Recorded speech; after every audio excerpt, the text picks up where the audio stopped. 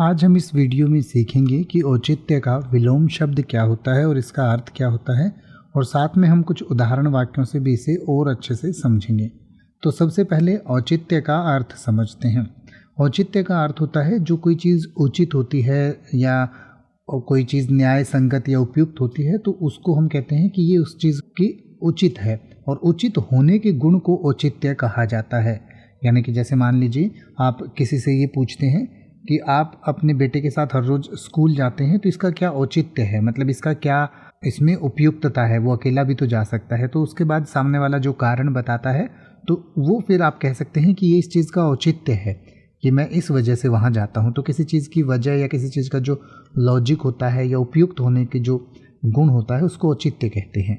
तो औचित्य का विलोम शब्द यानी कि विपरीतार्थक शब्द होता है अनौचित्य, और अनौचित्य का अर्थ होता है अनुचित या अशोभनीय, यानी कि जो चीज़ उपयुक्त ना हो, उचित ना हो, तो उस अवस्था को अनौचित्य कहा जाता है। आइए अब हम औचित्य और अनौचित्य को कुछ उदाहरण वाक्यों से समझें। जैसा कि आप कह सकते हैं कि उसके निर्णय का औचित्य सभी को समझ में आया। औचित्य मतलब उसका उचित या उसका लॉजिकल होना। या फिर आप कह सकते हैं किसी भी कार्य को करने से पहले उसके औचित्य पर विचार करना चाहिए, यानी कि ये सोचना चाहिए कि वो चीज़ उचित है, यानी कि ठीक है भी या नहीं।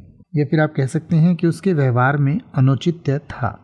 या फिर आप कह सकते हैं कि अनुचित्य कार्यों से समाज में अव्यवस्था फैलती है।